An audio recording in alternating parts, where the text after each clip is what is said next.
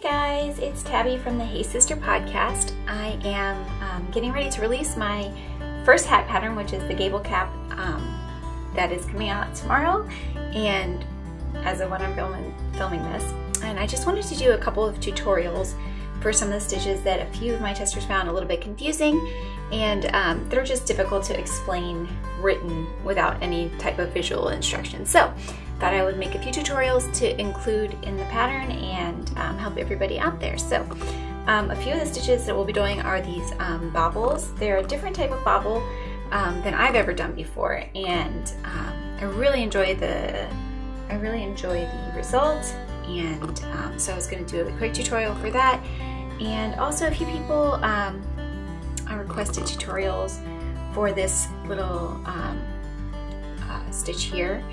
Now I will let you know that I do knit continental, which means that I hold my yarn in my left hand, and I tried to do these to do some practice stitches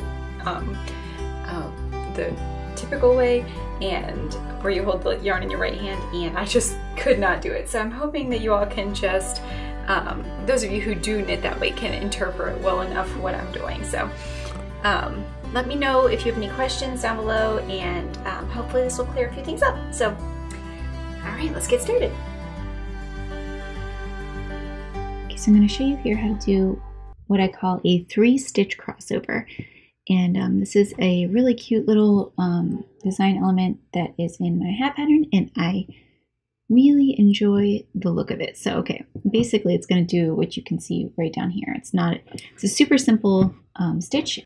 Okay, so what you're going to do is you're going to go into the 3rd stitch on your left needle.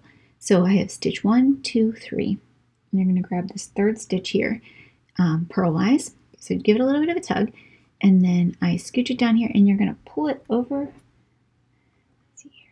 Okay, you're going to pull it over the other 2 stitches, the first 2 stitches, and drop it. And then you can kind of arrange your stitches if you need, and then you're going to knit 1, yarn over, knit 1, and that's as simple as it is. It's just a little crossover there. So that is all. I will knit back to show you again. Okay, so I'll show you one more time. You're going to grab the 3rd stitch on your needle, kind of give it a little tug, pull it over the other 2 and off. Then you're going to knit 1, yarn over, knit 1, and then you just continue on. So that's the 3-stitch crossover. Okay, so I'm excited to show you guys how to do this bobble.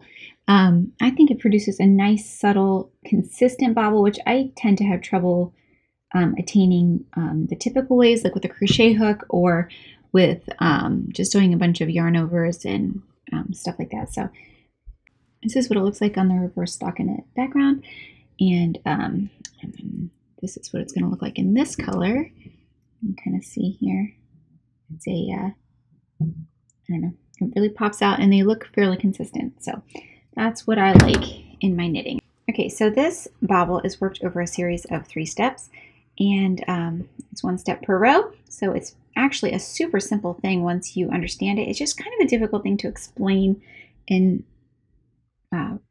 you know, in a pattern, just like writing it. So the first step is to we're going to pick up where we're going to make our bobble. Now, in this particular bobble, you're going to go under the 2nd purl bump on your left needle. So this is the next stitch. I'll read you the instructions. It says knit into stitch 2 rows below the next stitch on the left needle. So we're going to knit into this stitch right here, 2 purl bumps down. So we have 1 purl bump, 2 purl bumps. So we're going to go in right under there, and we're going to knit into it. So we're going to pull up a loop. Now, for me, I found that it's best if you try to make these loops all about the same, like, height, I guess you could say, from here to here. So we knit into that. We have 1 loop now. We're going to yarn over, okay? See what I mean about trying to make them about the same height. There we go. And then we're going to go back into this stitch again, 2 purl bumps down. So bringing up the 3rd loop. Another yarn over, and then we're going to go back in 1 more time and pull up the 5th loop. So now we have 5 loops right here on our right needle. And as you can see, they're fairly consistent. It doesn't have to be exactly perfect, obviously. But and then after we have the 5 purl bumps that we need, we're going to actually drop this original stitch off of our needle. So it's just going to, it's not going to drop far because we picked up all these loops. But yeah, so you're going to drop that stitch. And that's the first step. We're going to continue on. And I'll come back when I get back to this stitch on the next row. Okay, so I'm getting back to my bobble stitches, which you can see is this group right here of 5 loops. So I'm going to purl 2 more. Okay, so you're just going to knit into each of these 5 loops that we pulled up the last time. So part 2 of the bobble on the second row is just knitting into each of those stitches. It's super simple. As you can see, we've knit into all 5 of those. See if I need to focus there. Okay, so we've knit into all 5 of those.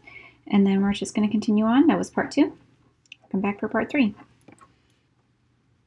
Okay, now for part 3 of this bobble, which in the pattern is referred to as bobble part 3, which is just the 3rd row of the bobble. The instructions read slip 3 together knitwise. So we're going to slip these first 3 together knitwise. Okay, get them off over there. Then we're going to knit these 2 together. The last 2 of the 5. So the first 3 are slipped knitwise together. The next one is, the next 2 are knit 2 together, knit together, and then we're going to pull the 3 that we slipped back over the one that we just knit together. So either you could do this one by one, or you could do them all at the same time. I would just recommend doing them the same way for every time you do this. So figure out which one works best for you. I like to slip all 3 at the same time, which may be difficult around the camera here, but I like to slip all 3 at the same time. I like the result it gives. Okay, so I got all 3 there. So you can do that. There we go. And you pull it over, and it makes this cool little bobble right there. So, and then I recommend purling the stitches around it pretty tightly. As you can see, I'm back to where I'm going to do the row after the bobble. So I'm just going to purl this stitch here and this stitch here pretty tightly, just to close up some gaps. Just make sure I'm snugging it up. Okay, to the end of this row, and I'll show you what it looks like. Okay, so you can see here that the bobble looks really neat, and I've found that as long as I slip those 3 over the same way, they tend to look really uniform every time. So just try to make sure that when you pull the 5 loops up, that they're all pretty much the same height, and then that you slip them over the same way every time, and have a nice neat bobble. And again, you can just see these stitches here, how they all tend to look fairly uniform, which I've never really accomplished with any other type of bobble. So, okay. I hope that you guys at least get the idea and that the stitches aren't too confusing for you. I really, really love the result of the pattern, and I hope you all do too. All right, thanks. You guys have a good day.